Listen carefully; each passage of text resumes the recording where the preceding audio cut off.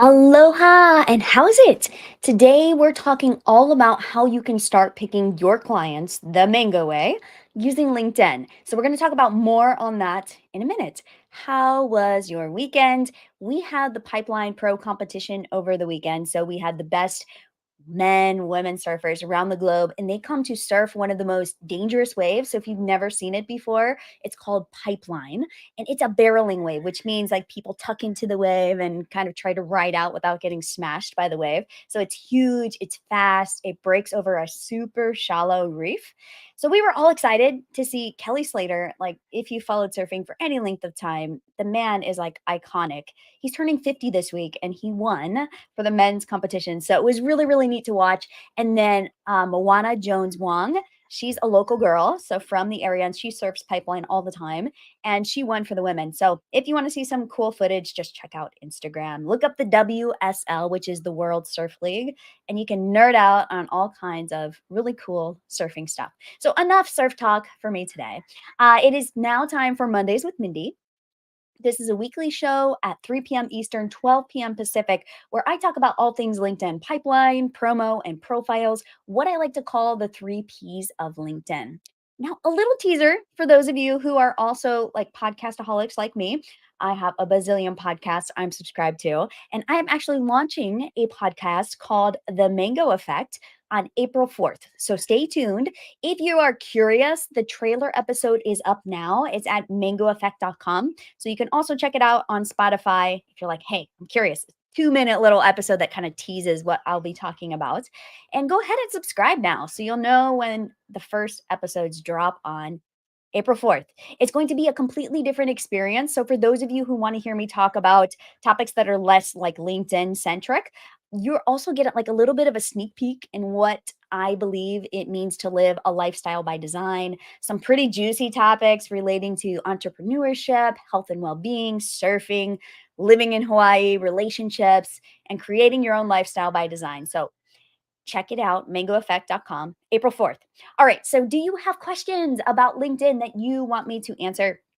Whether you're watching this live or from the replay, be sure to like this post, leave your questions below. I love answering them. And if you're like, Mindy, I don't want to put it public, that's okay. You can also just shoot me a DM or a message and I will answer it privately. So I love getting ideas for future episodes of Mondays with Mindy. So if there's a topic you're like, Mindy, can you please cover this? Just let me know. I will add it to the queue.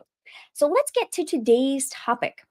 How do you go about picking your prospects the mango way on LinkedIn? If you're not familiar with the mango way, I have a newsletter called The Mango Effect too. So the tree behind me is a mango tree. So I love the mango metaphor. I've talked about the mango way and what that looks like.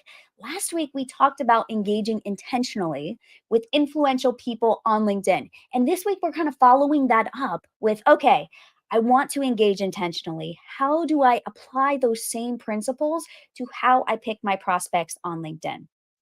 So, LinkedIn is a very different platform from a number of other social channels.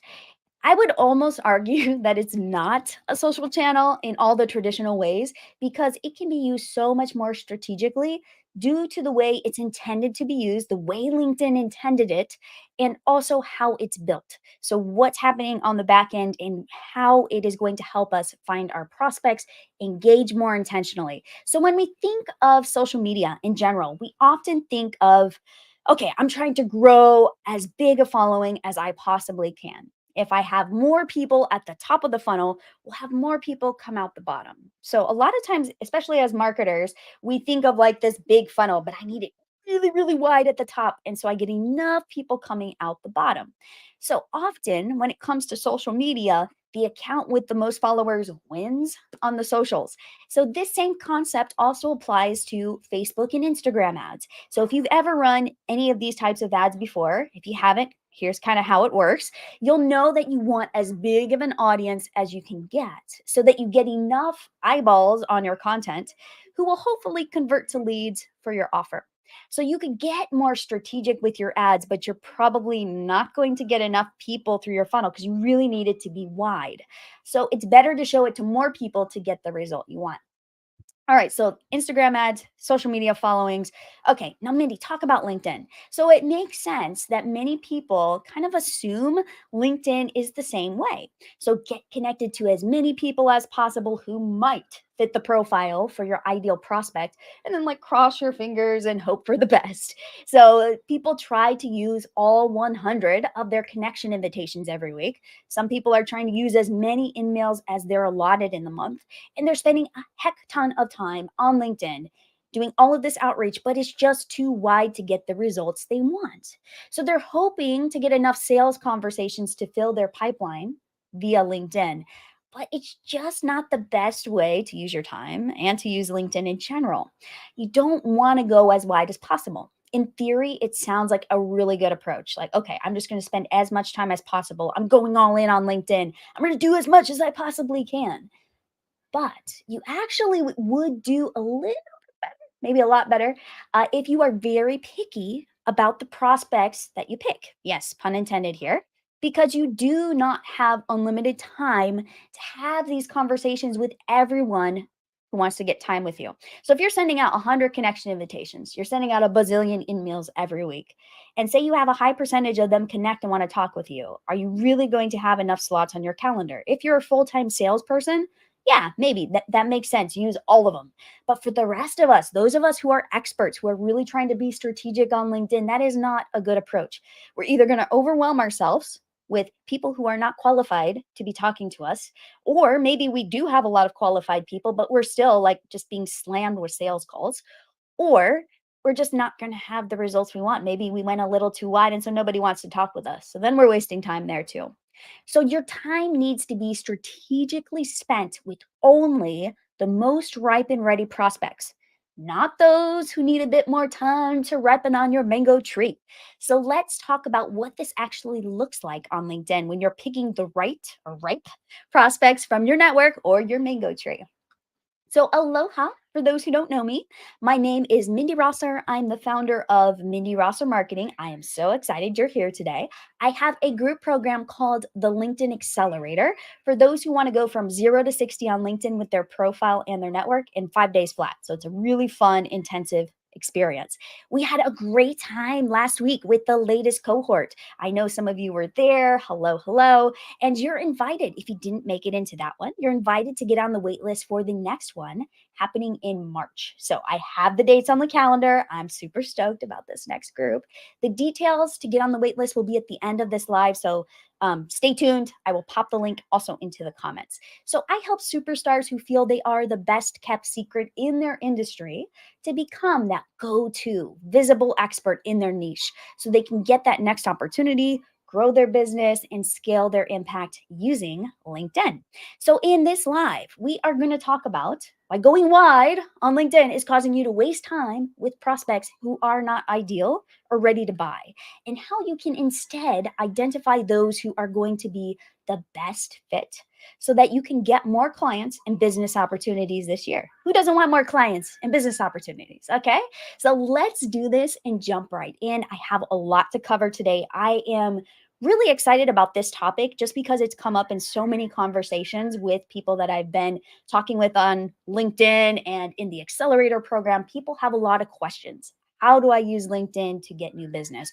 I don't want to be salesy or spammy. How do I find the right people? Do I need a sales navigator account? So there are a lot of questions around this topic. So we're going to get into what you need to know to get started. So go ahead, like this post, whether you're live or watching from the replay, to give it some social love. Right. So a lot of us have been told that we need to put that wide net. I kind of talked about that at the beginning on all of our social media channels and online. So we are attracting the right people for our businesses. So as experts, we tend to take this advice to heart. We attempt to try to be everywhere online without ever really going all in with LinkedIn because we don't want to miss people other places. We might miss a prospect over on Instagram. What about TikTok? I should be building a channel over there too. I should be dancing. I should be reeling. I should be doing all of these things. So we tend to feel a little bit scattered. I've noticed that in a lot of the experts that I work with, that I talk with, like, okay, I need to be here, I need to be there. Oh, I kind of need to do LinkedIn too. So we try to repurpose all of our content and take the same approach to all the channels. The problem is it doesn't work as well on LinkedIn. Like it's not really a social media channel. It is, but it isn't.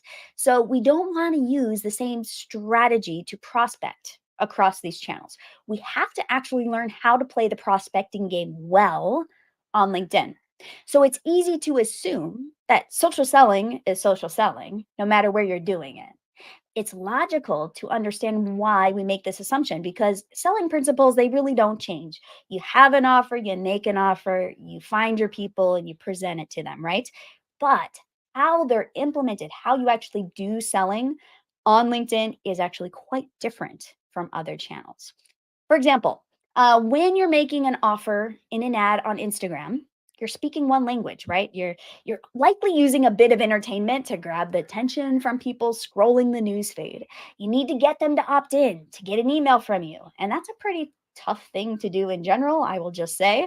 But making that same offer to sell the very same thing on LinkedIn is going to look a lot different because it's relationship based. It's not entertainment based. We're not trying to entertain people. I'm not dancing on Instagram. So the people you're interacting with on LinkedIn, there's a difference. Like they're already in the mindset to do business. The moment they log into LinkedIn, it's business, it's professional. They're thinking about work, they're thinking about career. They are not just somebody trying to decompress after a long day, a reelin, as we call it in the Rosser household, when one of us gets pulled into like a few minutes of reels or TikToks. They are actually there with an intention. On LinkedIn, they are thinking about work. They're thinking about their profession. They're thinking about their expertise. How can I grow my business? How can I get into the right conversations? Which people have reached out to me? So think about it. You have a prime opportunity to reach out based on your professional relationship to someone who's on LinkedIn because they want to talk business. They are not expecting you to entertain them. I don't know very many people who come to LinkedIn excited to scroll their newsfeed. Maybe you're one of them. Okay, I'm not going to count you out. But most people aren't. If they are going through their newsfeed, they're looking for business topics. They want to feel inspired. They want to be kept up to date. So you can get right to the point on LinkedIn without trying to grab their attention with the latest Reels fad. And have you seen some of them lately? Some of them are quite interesting. Okay, so I don't want to get sidetracked on Reels. So back to LinkedIn and picking of the prospects. You get to interact with only the ones who would be an ideal fit for your business. You don't have to hope they find you entertaining. You get to show up as the best version of your professional self. You don't waste your time having conversations with people who don't have a good profile or a profile that matches what you're looking for. Their LinkedIn profile is like gold. It tells you everything you need to know to qualify them as a buyer. So even if you're using, I've had some clients that maybe they use like Instagram for their outreach and social selling, but they actually use LinkedIn to kind of like double check the people they are talking to on other channels because LinkedIn is like this beefy professional profile. It really gives us a lot of information about people's professional backgrounds. So none of this is possible on other channels without a heck ton of work using ads or email campaigns or organic social media strategies. Like you can't do what you can do on LinkedIn. So think about that for a moment. Like if you get somebody's email, do you know anything else about them except for their email address? Depends on how you got them. You might have a little bit of information if you can kind of match that to their first name and then do some research. On LinkedIn, it's all there. It's right there staring you in the face. It's really easy to see, to find, and to pick out ideal prospects. So, do you see the opportunity that LinkedIn provides you as an expert? Yeah, it's pretty obvious. Okay. Everybody's professional history is right there. You can tell in a split second if they're going to be a good prospect for you, especially once you train your, I call them like your LinkedIn muscles. Once you train your LinkedIn muscles, you'll be able to spot people and go, oh, they're a good prospect, they're not. But it does take some training. Like you do have to lift some LinkedIn weights. All right. So now think about it. Just about every single professional on the planet who wants to do business is on LinkedIn right now. Okay. They're all on LinkedIn. I guarantee you, even if their profile is not filled out, they're on LinkedIn somewhere, somehow, some way. So LinkedIn is not just a place for job seekers or pesky salespeople to sell you something anymore. It's really the place where experts like us go to engage with other people we'd like to do business with. So I don't know about you, but I focus a good deal on my I would call them my ripe prospects when I'm on LinkedIn. So I spend a lot of time with them in my newsfeed and more importantly, in my LinkedIn messages. If you've been doing business for any length of time, you probably already have a customer avatar. If you're new, if you're like switching target audiences, you may need to start developing a customer profile or an avatar, whatever you want to call it. So you're going to look for people on LinkedIn who fit that customer avatar. And you're going to connect with them to get them into a conversation around doing business, around what they do as a professional. No sales pitches, of course, but the goal is to really be able to identify who your right prospects are on LinkedIn before you get into that conversation. And that's going to take some experimenting to figure out. But most of the people I work with in my membership and who are my clients, they kind of get it within about 60 to 90 days. Like they have a really good idea, if not sooner, how to identify people on LinkedIn. So again, you have to train your muscles. You have to know what to look for. But if you know your customer avatar, you're not going to have too much of a problem. So once you start experimenting with getting into conversations with these ripe prospects, you'll start being able to reverse engineer what to look for on profiles that are telltale signs that they're ready, that they're good prospects for you on LinkedIn. So making sense? So for example, let me give you an example. This is always really helpful. I have a client who is looking for leaders in the cannabis space.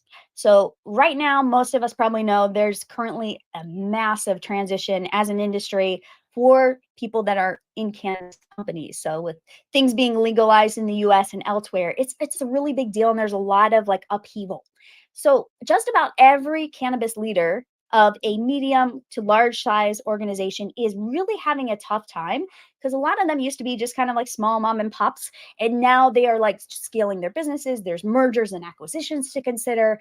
They're trying to figure out how to run an organization. A lot of them don't have that leadership expertise. So, my client specializes in working with cannabis leaders in transition and he can help them to a very deep extent. So he helps solve their most troublesome issues. He knows what they are. So does he reach out to leaders of small companies? No, we tried them as an audience. So at first we're like, oh, let's just reach out to all cannabis leaders. And we realized in doing so that he was having conversations with leaders of these small companies and they just didn't have the infrastructure. They didn't really need what he had because he's much more seasoned in working with larger, medium sized, larger organizations. So they didn't need his help. So what we did was we went back to the drawing board and said, okay, so we don't need these small companies. Let's just focus on the medium and large organizations because they have the budget, they want to talk, they need help desperately, and client has the expertise that really speaks to them. So we took them out of the prospecting pool on LinkedIn and we narrowed our focus. Okay, so our funnel was a little wider. We just took it a little more narrow. So this resulted in fewer conversations, but we actually had a higher conversion rate to sales for the client. So you see how this works? Like, yes, we were having fewer conversations, we got a little more narrow, but they were ideal prospects. They were hot to trot and fewer conversations for the client, more money in the bank. That's always a good thing. So you're thinking, okay, Mindy, this sounds great. How do I go about this process? So if you want to pick your prospects the mango way, you need to reverse engineer. We talked about this, your ideal prospects on LinkedIn. So there's a bit of an art form to this because you really do need to know a bit about what you can find on people's LinkedIn profiles, what criteria actually matters on profiles, and then you got to map this back to what makes an ideal client for you. So let's talk about how to get this process started. I'm not going to go into the weeds with how to run LinkedIn searches. You can Google that. Like there's tons of YouTube videos on this. What I want you to really come away and understand is that you can be crazy specific about picking the prospects you want to engage with. You can use LinkedIn very strategically, and you don't have to spend a ton of time doing it if you pick the right prospects from the get go. Okay. So let's talk about how to get this process started. Whether you're a seasoned expert who's worked with hundreds of clients and you know your customer inside and out, or you're just getting started with like a new target market and you want to know how to get it done on LinkedIn. So, three things we're going to talk about here. First, you're going to get clear on your ideal LinkedIn prospect. Okay, I put LinkedIn in there specifically because a lot of people I talk with, a lot of other experts, They have prospects that come through various channels. So they have prospects that come from referrals. They have prospects that come via email. They have prospects that find them from a Facebook or Instagram ad. So there are all these different types of prospects, and where they come from matters a lot. So my prospects who come from LinkedIn are very different than those who come from the Facebook or Instagram ads I run. I treat them differently because they are more relationship based. So LinkedIn I see as like, okay, these are my relationship based prospects. So it's not somebody coming across an ad that I done and thought, oh, that's clever. I want her free resource. She's kind of funny. Oh, that's kind of a funny little dance she does. She has no idea how to dance and she's trying. So it's a different mindset that people are going to go through when they connect with me on LinkedIn versus if they come from an ad. And so I present different parts of my professional self depending on where people come from. So on LinkedIn, it's important that you understand what your customer avatar looks like here. So you can go about this in a couple of different ways. So, way number one, if you have an account based strategy, this means you are starting with the types of companies you want to work with, and then you look for the people inside those companies you need to reach out to. This approach is going to be is very, very helpful to use LinkedIn. You're going to have a very hard time trying to do an account based strategy on any other channel.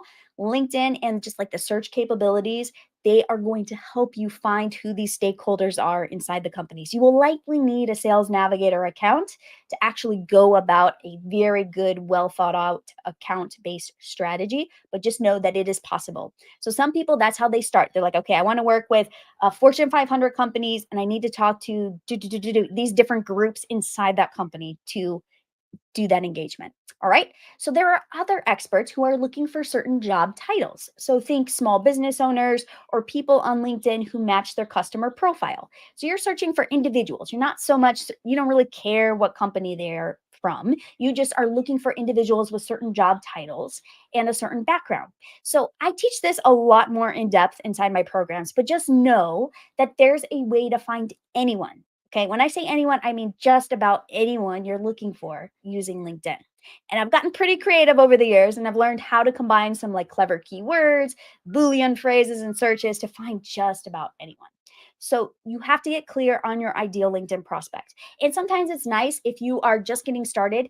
You're like, oh, I don't even know where to start. Well, think about 2 to 3 clients that you're working with right now or have recently worked with, and then just go look at their profiles on LinkedIn.